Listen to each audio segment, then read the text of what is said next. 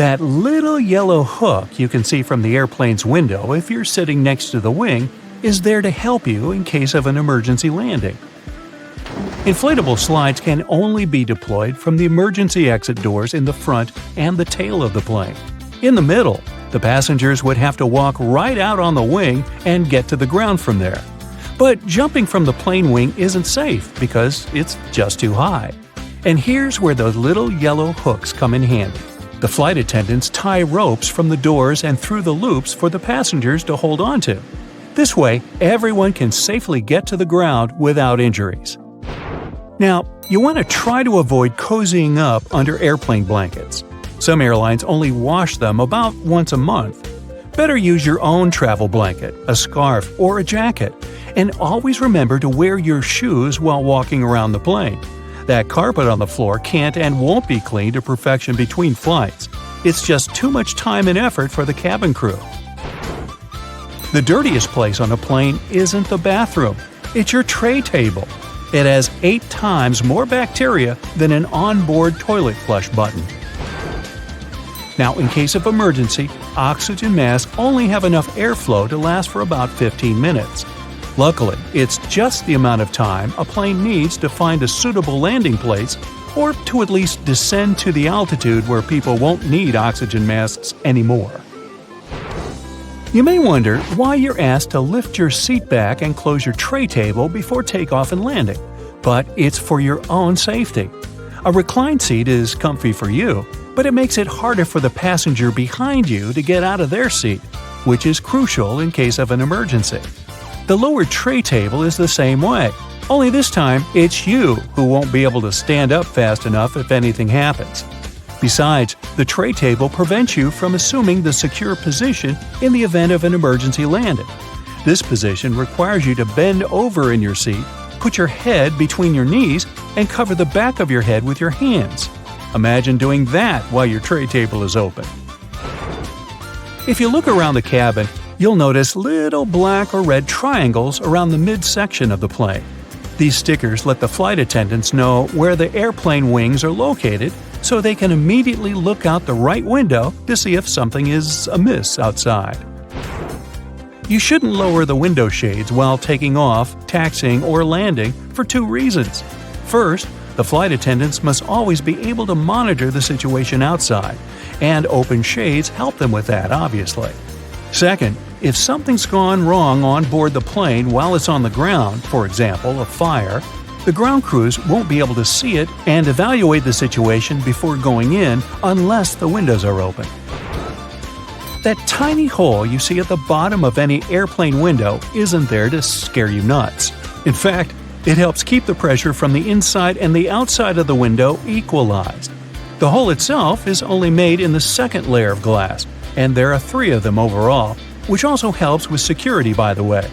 Even if the outer glass breaks, there will still be 2 more to keep you safe.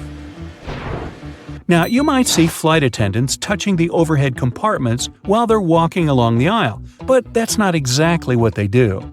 Right beneath the compartments, there's usually a handrail that goes all the way through the cabin, so you can also use this trick to stay firmer on your feet in the aisle. The pilots dim the lights in the cabin during nighttime, not for you to get cozy and sleepy. Our eyes have a hard time adjusting to darkness in the first few minutes of sudden lights out. And in the case of emergency, every second matters. So the lights get dimmed to let you get used to darkness in case something happens and you have to act fast. Pay attention to the aisle floor too. If there's an emergency landing at night, there will be 2 luminescent strips along the aisle showing you the way to the exit. Follow them to get safely out of the plane. Flight attendants also suggest counting the seats between you and the emergency exit once you're seated. This will help you navigate in case there's no other guidance available. If a lightning bolt hits the plane, the passengers won't feel it. The entire aircraft is covered with aluminum coating that conducts electrical current and doesn't let it inside. This protection is tested using a lightning simulator. Airplane windows are round because the air pressure is evenly distributed this way. If the plane's windows were square, strong air currents would accumulate in the corners of the windows, depressurizing the cabin. and that's bad. Don't think you become untouchable if you go to the airplane toilet. The bathroom door can be opened from the outside. There's usually a small latch at the top of the door that allows cabin crew to get you out of there.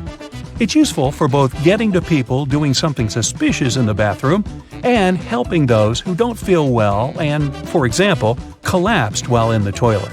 Yeah, let's avoid doing that. The plane's wings flash red and green lights at night to show the direction the plane is heading in. A green light is always on the right wing, and a red one is on the left. Aircraft tires are designed to withstand 4 to 5 times more pressure than they actually experience upon landing. The wheel is more likely to break than the tire. Pilots always have different meals. This is necessary to reduce the risk of food poisoning. The flight can still go well if one of the pilots has gone down because of a stale burrito, but not if it's both of them. And try not to both of you eat the fish. Some airlines don't allow pilots to have beards. Facial hair can prevent securely fitting the oxygen mask, and pilots must always remain conscious. The seats are blue in most aircraft because this color soothes people. It's also easy to keep clean. The rumbling noise you hear after boarding the plane is luggage being loaded on the plane. The compartment is right beneath the cabin, so it can sound quite loud sometimes. On most flights longer than 7 or 8 hours, pilots have access to a specially designed rest seat in or near the cockpit. Flight attendants typically have a section of the cabin reserved for them, and it's sometimes separated from the passenger areas. Some larger aircraft even feature private crew quarters above or below the main cabin. The wings of most passenger aircraft are located at the bottom of the plane. It's called a low wing. Firstly, if you install the engine under low wings, it'll be closer to the ground and easier to repair. Secondly, the wings will take on part of the shock in case of a hard landing. And if the plane falls into the water, then the wings become a life-saving pillow. By the way, a plane can stay afloat for 10 minutes to 60 hours. It all depends on the model of the plane, weather conditions, and pilot skills. Now, most airplanes are white because this color best reflects the sun rays and the aircraft body doesn't heat up as much. Also, the damage is best seen on white, and white paint is simply cheaper.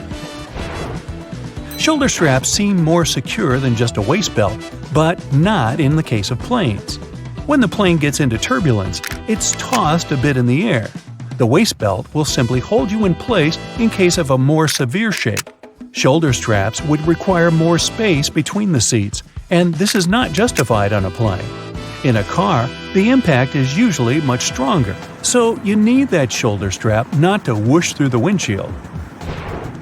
Flight attendant seats do have passenger straps, but that's because they are much less comfortable than passenger ones.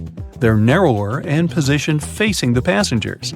Flight attendants need extra protection simply not to fall off their seats if the plane shakes hard enough. Also, they have to help and direct people during potential evacuation, and for that, they need to be in top shape. Now maybe you've noticed that you always enter the plane from its left side. Firstly, the captain usually sits on that side. This way, it's easier for the captain to align the plane with the terminal jet bridge. Also, the aircraft is fueled and loaded with the baggage on the right side. If passengers come from the left, the crew can do their job undisturbed.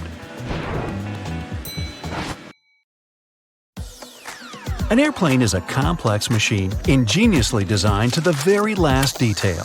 Yet some things about them still make no sense. Like the way deboarding is organized. Deboarding usually adds up to an extra half hour to flight time, but computer simulations show that it can be done 35% faster. All you'd have to do is deboard by aisle, not by row. Let's imagine a cabin layout with one aisle in the middle and rows of 3 on each side. First, left aisle passengers leave the airplane, then the right aisle. Next are the middle seat passengers on the left side, followed by those on the right. Finally, the left window seats, and then the right. It might be a problem for passengers traveling together, but it's a great way to avoid aisle blocking. One reason airlines aren't using this method just yet, they're more interested in making some extra money selling first class and priority seats. Chaotic boarding would work better than groups. The way it is now, by group, the plane gets loaded from the back to the front, after first, business, and priority classes, of course. The whole process would be much faster if people were allowed to choose their own seats on the plane. They'd feel the rush to grab a spot instead of standing around putting their carry-on in the bin. An even better way to cut down boarding time would be to let passengers board by aisle. First, all window seats, then middle, and aisle. Again, it would cut the time we have to wait for others to get their stuff put away. But for some reason, airlines ain't doing it. So, we've all been loaded onto the plane in the most ridiculous way possible. Basically, you're already on edge. Then, you just get more worked up from there. Get this. A survey by Gatwick Airport found that altitudes make passengers more emotional.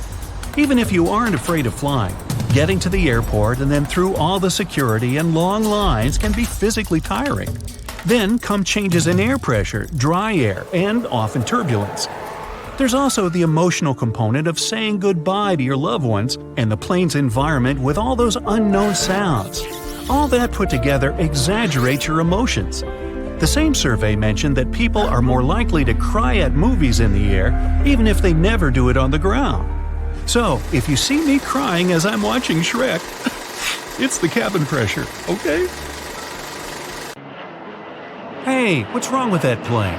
It's flying over your head, moving in circles. Has it lost its way? Are there some problems with its navigation systems? Nah, calm down. It's just sprinkling salt over the clouds. It's called cloud seeding. Now, I know for sure rock salt is used to prevent people from slipping and cars from skidding off the road in winter. But why would we need to do it in the sky? Well, drought is a big problem in many places all over the planet. A lack of drinking water, parched soil, wilting plants, and cloud seeding could solve this problem once and for all. To put it simply, the whole process is sowing clouds with chemicals to make it snow or rain. Different stuff is used in this process. For example, bright yellow silver iodide, dry ice, and even common table salt. They mix with the clouds and thicken them. The larger the clouds are, the more likely it'll rain or snow. It goes like this. Water evaporates and rises into the atmosphere in its gas form. There, it cools down and forms into clouds. The bigger and heavier water droplets become, the sooner they fall down to Earth. Cloud seeding helps to speed up these droplets' growth. Planes either shoot the chemicals into the clouds or release them while flying nearby. Sometimes the seeding is even done from the ground. Scientists claim that when the atmosphere is clean, the chances it'll rain after some cloud seeding increase by 30 to 35%. If the atmosphere is dirty, though, this number is lower, just 10 to 15%. And still, some people are skeptical about the cloud seeding idea. They're sure this method works only on the clouds that would rain anyway. But if cloud seeding does work, lots of regions with little water or regular droughts will be literally saved. Even the driest places have some water in the air. Once you manage to pull it from there, voila! You can create rainfalls. There's another thing cloud seeding can help with, and that's hail. In some areas, a single hailstorm can cause up to $500 million in damage. That's why specially modified planes fearlessly enter storms and spray chemicals into the clouds. This reduces hailstone size. Plus, if they're in time, the planes prevent small cloud towers from growing into huge mature hailstorms. Ever noticed white trails airplanes leave in their wake? Those are called contrails. They appear when humid emissions from jet engines mix with the atmosphere. It's much colder and has lower pressure than the exhaust gases. The water vapor they contain condenses and freezes. This forms a cloud, like the one your breath makes on a cold day. Contrails can have different thicknesses. They can stay in the sky for hours or disappear after several minutes.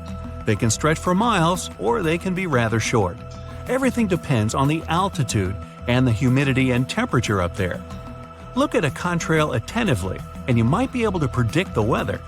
If the contrail's thin and short-lived, the air at high altitudes is dry, it's not going to rain, and the weather's going to be just fine. But if you see a thick contrail that stays in the air for a long time, bring along your umbrella. The air is humid high above your head. It's an early sign of an upcoming storm. The average passenger aircraft reaches its cruising altitude of 6 to 7 miles in the first 10 minutes of flight. But how high a plane flies still depends on its weight and some other characteristics. For example, the famous supersonic passenger airliner Concorde. Its greatest speed was twice faster than the speed of sound, and it used to fly way higher than other modern-day planes, at 50,000 to 60,000 feet. But this plane was the exception rather than the rule. By flying at such a height, planes can avoid bad weather. High winds and heavy rains often occur in the lower layers of the atmosphere. Also, keeping to high altitudes allows planes to stay clear of heavy air traffic, for example, helicopters and light aircraft. Birds and even big insects don't bother you during the flight too. And if an emergency happens at a height of more than 6 miles, pilots will have more time to figure out the best possible solution. Why can't commercial airliners fly higher than 38,000 feet? Well, it's not that they can't, they simply don't. Because if they did, there would be serious safety issues. First of all, if a plane is flying that high, it needs more time to get back to a safe altitude. And during an emergency, like rapid decompression, every second counts. At lower altitudes, airliners can also rely on the wind. If they rise too high, they'll waste too much fuel to stay in the air. While traveling at such a great height, planes can't communicate with the ground surfaces as well as they do when flying lower. Once a plane climbs too high, the air can't provide enough lift to keep the machine going. The lift is created by the difference in air pressure, but at high altitudes, this difference is too small. Air may not look like something real because it's nothing like metal or plastic, and still, it's one of the things that keeps planes aloft. Let's say a plane is heading for space. It has large, cleverly designed wings and super powerful engines. But the higher it goes, the thinner the air becomes, until there's hardly any air left. And then nothing can help the plane go further since there is a near vacuum around. That's why we still need rockets to get to space. And finally, planes don't fly too high because they're a bit too heavy. The more a machine weighs, the more difficult it is to bring it to a certain altitude. Planes don't take off when the weather is too hot. For one thing, jet engines don't like extreme temperatures. A much bigger problem with scorching temperatures is that aircraft just can't generate enough lift to rise into the air. And, as you already know, if there's no lift, there's no flight. To generate this lift, the air around the plane should be dense enough. But the hotter the air is, the less dense it becomes. When the temperature rises, air molecules heat up and start to move faster.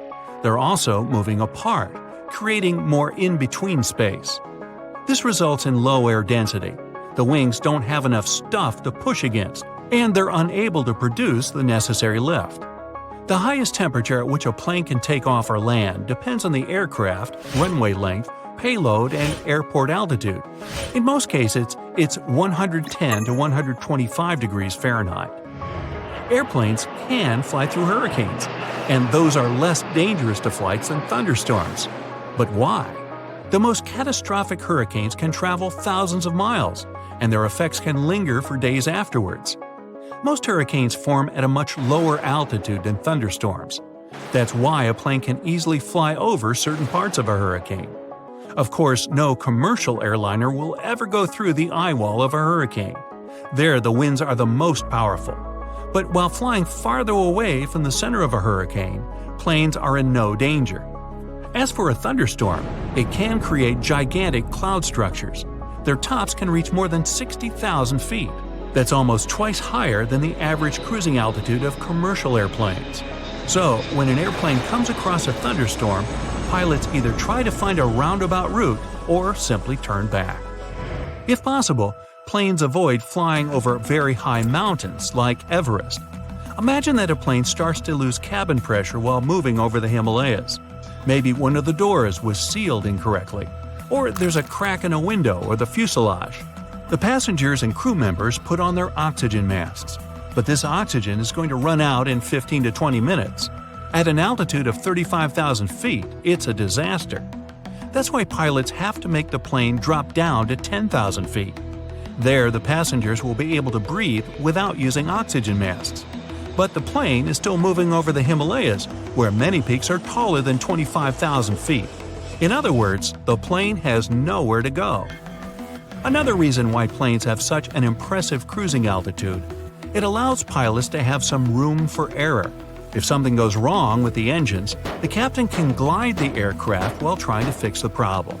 Unfortunately, even the most experienced pilot can't do much if there's a mere 6,000 feet down to the mountain slope. Let's say something happens to a plane and an emergency landing is unavoidable. Then pilots might have problems with finding an airport in the mountains. If we talk about the Himalayas, Kathmandu Airport can deal with a jet. But this place has only one runway and doesn't have an instrumental landing system. Plus, if you've ever flown over the mountains, you must know that the turbulence up there is quite nasty. Winds move over high mountain ranges at breakneck speeds and create so-called mountain waves. And while turbulence isn't dangerous per se, airlines still try to plan their routes around mountainous areas. A shadow is cast when you have an object in the path of light. Light travels in a straight line, which is why you always get a shadow when something's in front of a light source. Birds and airplanes are no exception. They do cast shadows, but we can't see them. The closer the object to a source of light, the denser its shadow, and vice versa. If the object is too far away, its shadow disperses. A commercial airplane flies at 35,000 to 40,000 feet. At such a height, you barely see the plane, let alone its shadow. It's too far from the Earth's surface, so its shadow is scattered, and you can't see it. The same goes for birds. But if there was a giant asteroid passing by the Earth, you'd see its shadow, based on the same principle by which lunar and solar eclipses work. A solar eclipse is when the moon is directly between the Earth and the sun, blocking the sun's rays. That casts a shadow on some parts of the Earth. The moon is 400 times smaller than the sun, but it's also 400 times closer to our planet than the star, which is why they seem the same size in the sky. But since the moon is smaller, its shadow is not big enough to cover the whole Earth, so it's only cast to some parts of it. Lightning is never a triangle, straight line, or circle. It has a zigzag shape. Lightning is an electric current, like those you have in your house, except this one is much more powerful. It always takes the path of least resistance. There are lots of things in the air, like dust particles, gases, and other substances, so it's uneven and irregular. Let's say you have a mound of sand. When you pour water, it won't flow downward in a straight line, but in specific patterns, seeking the best way through the sand. The same happens with lightning. Antarctica has icebergs that look like giant ocean waves frozen in motion. Despite their appearance, these formations are created over long periods of time. The ice got lifted, compacted, and shaped by the wind and other elements, accidentally taking the wave shape in the end. Blood Falls is a glacier in Antarctica that pours out some sort of red liquid that looks like blood. Scientists say it happens because there's a salty lake with a large iron content under the glacier. Salt water freezes at a lower point than fresh water, so it melts the ice above, letting the river flow. This is the coldest glacier on our planet, which is why the water can constantly flow without melting it. And the red color is because of the iron in the water. Antarctica is the only continent where you can't find reptiles. They're cold-blooded, which means they depend on heat from their environment to keep their bodies warm and can't survive in cold, icy regions such as Antarctica. Penguins can relax. No snakes or crocodiles to bother them there. Only a quarter of the Sahara territory is sand. There are mountains and oases, but most of the desert is covered in gravel. And it's not the biggest desert on Earth. Antarctica is. Just like people, trees also stop growing at a certain age. Scientists think this could be because when a tree gets old and reaches a certain height, it has trouble pulling water from the soil and pumping it all the way to the top because of gravity. Some trees, like the baobab, start growing out instead of up when they get to their full height. The baobab expands up to 0.4 inches every year. Australia is atop of one of the world's fastest moving tectonic plates. It moves 2.5 inches northward every year, which is about the rate our fingernails and hair grow. If you feel like trying to find something to watch on TV is just wasting your life, Studies agree. The average person spends 1.3 years flipping between channels and trying to find something worthy of their attention. You can see a rainbow at night, too. It's a rare phenomenon called a lunar rainbow, or moonbow, and it appears when moonlight is reflected and dispersed through moisture and water droplets in the atmosphere. Lunar rainbows mostly occur in areas with high rainfall, or even near waterfalls surrounded by mist.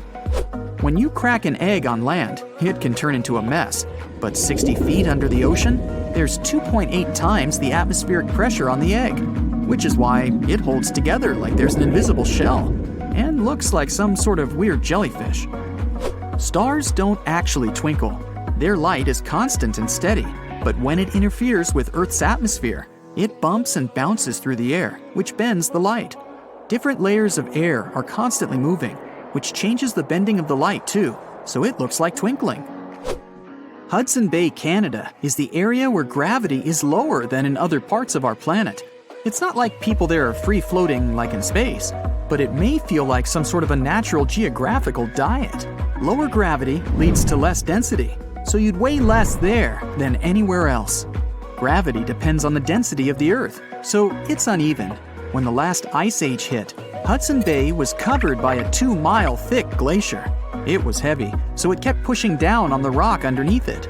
Over 20,000 years ago, the glaciers began to melt, but the Bay region was left deformed due to heavy ice that used to be there. The only sport someone played on the moon was golf. In 1971, an astronaut went to the moon and hit 2 golf balls, sending them flying through the low-gravity atmosphere on the lunar surface. The Great Wall of China is 5,000 miles long, so it would take you about 18 months to walk its length. Contrary to popular belief, you can't see it from space with your bare eyes. Lobsters are not biologically immortal. They age through time, but also produce a special enzyme that's in charge of repairing their cells. It also replicates their DNA indefinitely, so they can live for a very, very long time. If you went to the deepest part of the ocean, you'd feel an incredibly strong pressure, more than 8 tons per square inch, which is like having 50 jumbo jets lying on top of you. The sun is the biggest object you can find in our solar system. While there are so many rocky planets, gas giants, asteroids, and dwarf planets, the sun still makes up 99.8% of the total mass of our system. The sun is in the most stable stage of its life cycle at the moment, but in around 5 billion years, it will run out of hydrogen, its fuel. We can see sunsets because the atmosphere of our planet acts like a prism. Science calls it scattering. There's more distance between us and the sun at the time of sunset, meaning more particles and molecules are in the air. They scatter some of the short wavelength violet and blue light off in different directions. This process happens millions of times before the beam of sunlight gets to our eyes, and that's when we see some other colors of the spectrum, such as orange or yellow. Tsunamis can reach a speed of more than 500 miles per hour, which is as fast as a jet plane. They retain the energy, which means they can move across the ocean and almost not lose energy at all until they reach the shore. Octopuses are some of the most intelligent creatures in the sea.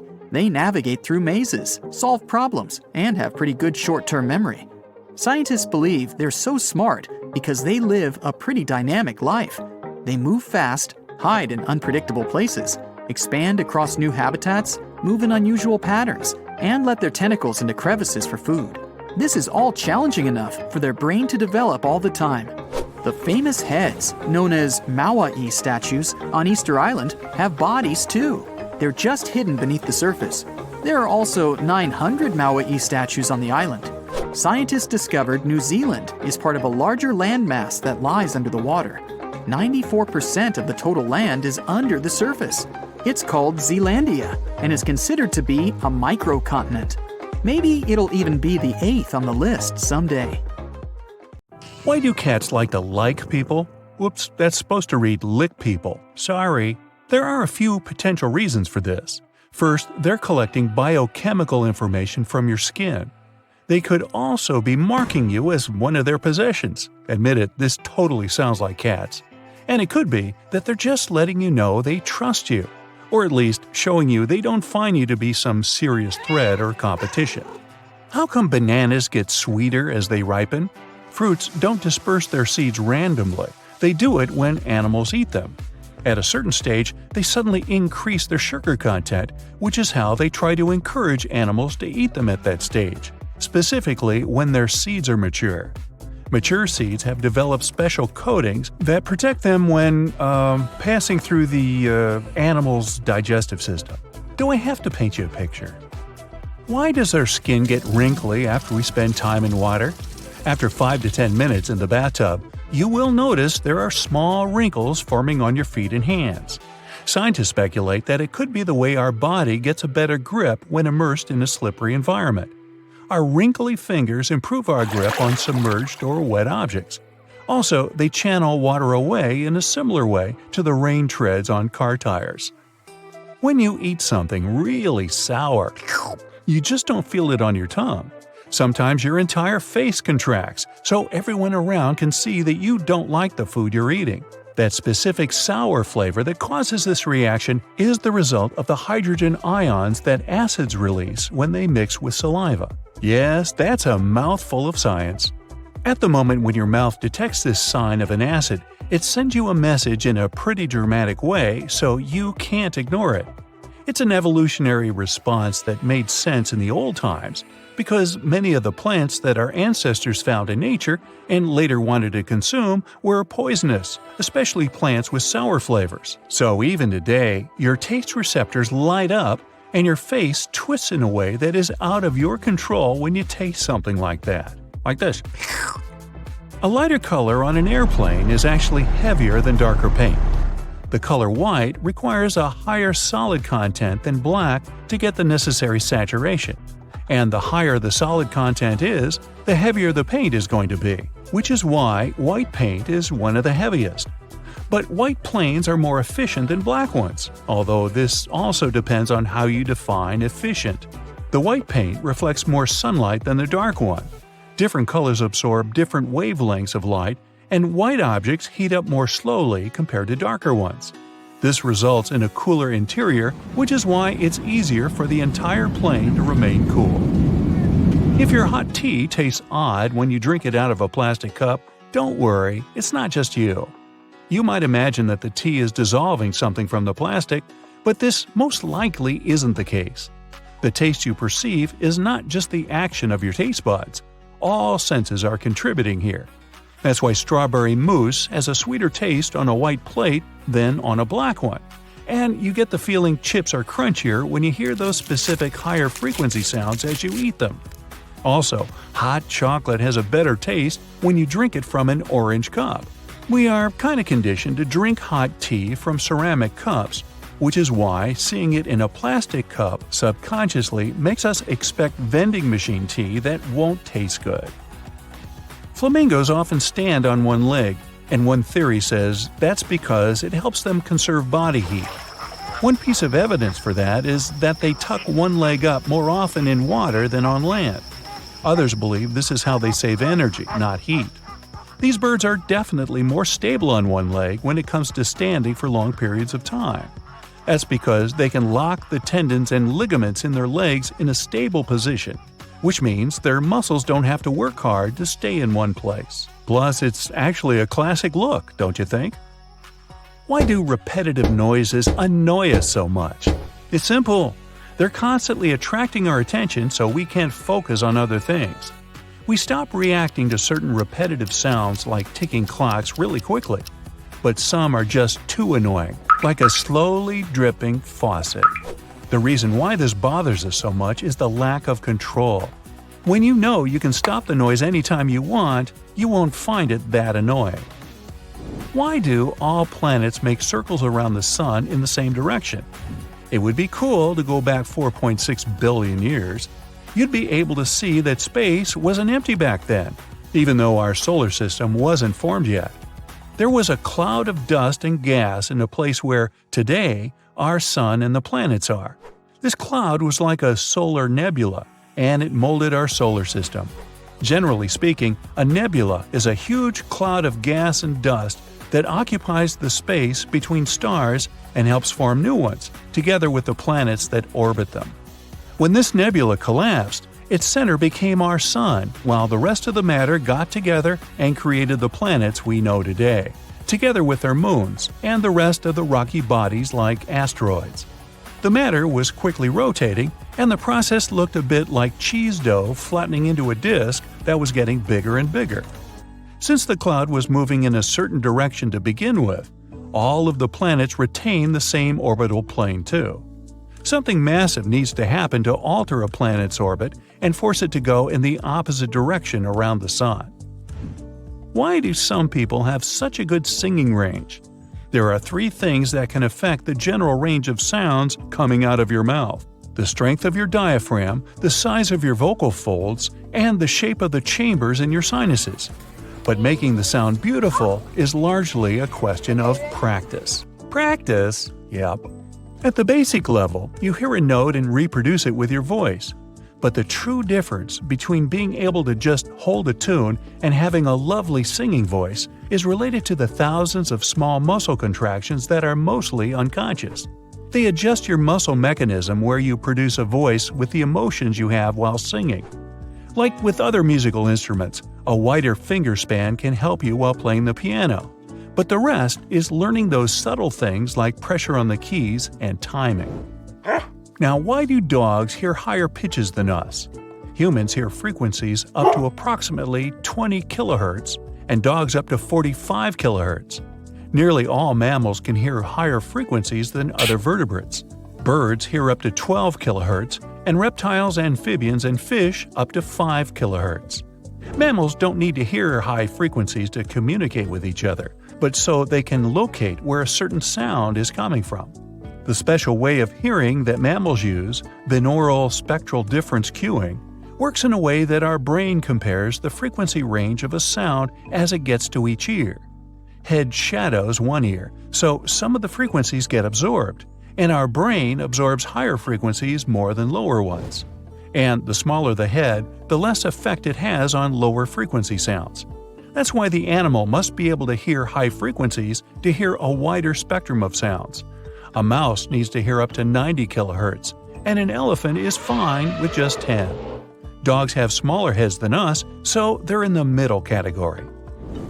Why are oceans salty? Well, chemically speaking, salt is sodium chloride, and the salt in the ocean isn't just these 2, but many other ions like calcium and magnesium. Most of these start out like rocks on land. Certain things like wind and rain erode these rocks, which basically means they gradually wear them away. So we can say most of the salt in the ocean comes from rocks. Minerals from these rocks leach into streams and rivers. They carry the salts away into the ocean.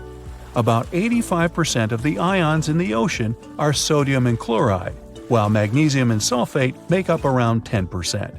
And some of the salt that ends up in the ocean doesn't stay there. Animals consume a lot of it. But because of a steady supply of runoff from the surface, levels of salinity are pretty much constant. The ocean also gets its salt from one more source: hydrothermic fluids. Magma coming from behind the Earth's crust heats up deep sea vents. When they get hot enough, they lead to chemical reactions between the seawater and all the minerals from the rocks around the vents. That's why every part of the ocean is salty, but the level of salinity depends on where in the world you are. So take that with a grain of, When it's too cold outside, airplanes often get delayed, or in extreme cases, even canceled altogether. First of all, if it snows heavily, such conditions drastically decrease visibility, making it unsafe to taxi and take off. During a blizzard, flight control may command the aircraft to stay on the ground and wait until the snowstorm subsides. Ice on the runway is another reason. An airplane's landing gear are nothing like a car's wheels, and they can't be equipped with studs to avoid skidding. But even if they were, a plane needs to develop speeds on the ground that are much higher than on an average road to take off successfully. If the runway is slippery with ice, the airplane can slide off it easily. Things like this actually happened in the past.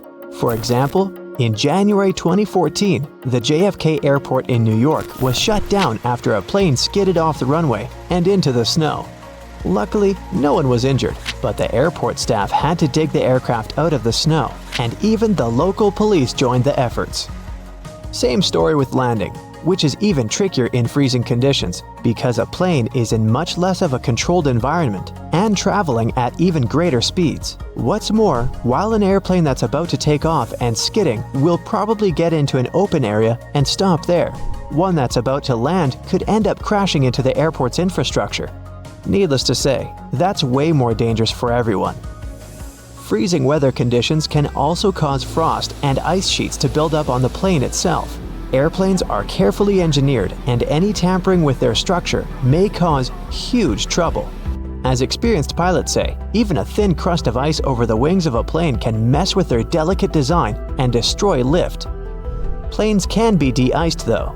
The airport staff usually spray them with a special solution that doesn't let the ice build up on the aircraft's skin. But back to the runway. If it's covered with ice, there's little you can do. Unless the sun is shining, the chances of safely removing the ice from the pavement are almost zero. There's also a chance of damaging the pavement, making potholes, which can result in safety concerns for both takeoff and landing. Imagine driving over a pothole in a car at full speed. Pretty unpleasant. And now multiply it by about 1,000, because a plane is much heavier than a car, and don't forget that the landing gear is not exactly there for driving. Jet fuel and the equipment that pumps it can freeze too if the temperature is too low. The fuel freezes at -40 degrees Fahrenheit, but that can only happen on the ground before takeoff. At a cruising altitude, temperatures may drop as low as -70 degrees Fahrenheit, but since the liquid is inside the plane and burning down steadily, it's much warmer there. On the ground though, nothing stops the fuel from turning into ice. If that happens, no flights are available, obviously. Same goes for the pumping equipment. Even if the fuel is still liquid, the pump may cover with ice and just stop delivering the fuel into the plane's tanks. In the worst case scenario, it might even break down, leading to expensive repairs and prolonged delays in flights. Finally, ground crews have to do a lot of work before takeoff or landing, and they're all human after all, so they can't bear the freezing cold for too long. This issue is often resolved by tag teaming. One group of workers goes out in the field to do the job, while the other is waiting for them in a shelter. After 20 minutes or so, the first group returns to warm up, and the second one takes up the job where the first one left it. Although it's efficient, it still slows down the operations a lot, so that might also cause delays. But despite all the trouble freezing weather can cause, it's actually more beneficial for a plane than extreme heat. Cold air is denser than hot, so planes gain more lift and stay truer while in the air. They're more easily controlled in flight too. Air molecules are slower and closer together, creating a steady flow of air around the wings and cockpit. At high altitudes, the air naturally becomes thinner as the air molecules spread out and become more scarce. That's exactly why planes can't get to the upper layers of the atmosphere. There's just not enough air there to create sufficient lift. The same happens when it's too hot down on the ground though. Air molecules get faster and spread out, meaning the plane's wings don't have as much air to push off and get into the flight mode.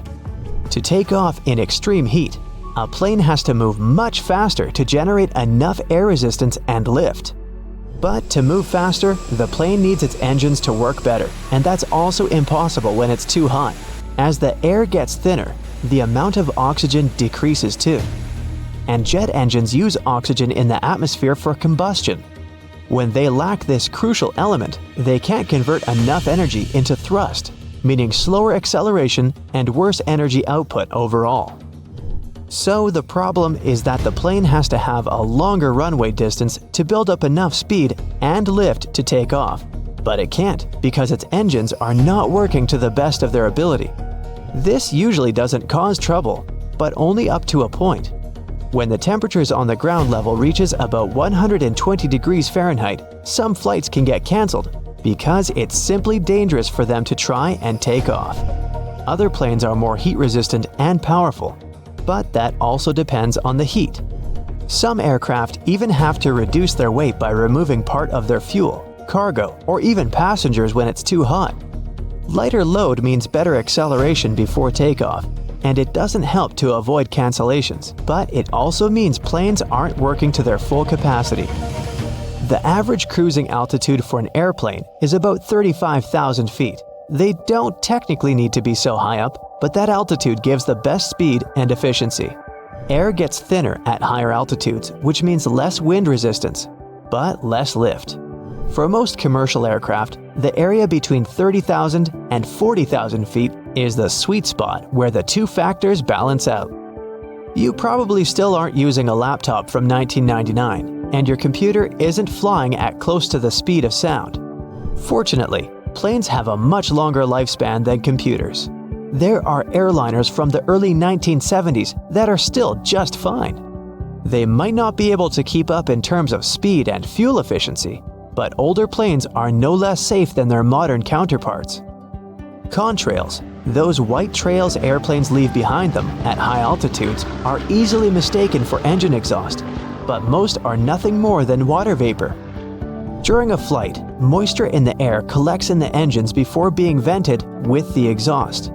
The hot, wet air leaving the engines mixes with the cool, dry air found at high altitudes, resulting in long, thin lines of vapor. Humidity determines when contrails form and how long they remain visible. Ever notice the numbers on the end of a runway? They're actually used to show the pilot which direction the plane is facing. For example, the number 36 is short for a heading of 360 degrees or due north. Along with numbers, the letters R and L indicate if the nearest runway is to the right or left.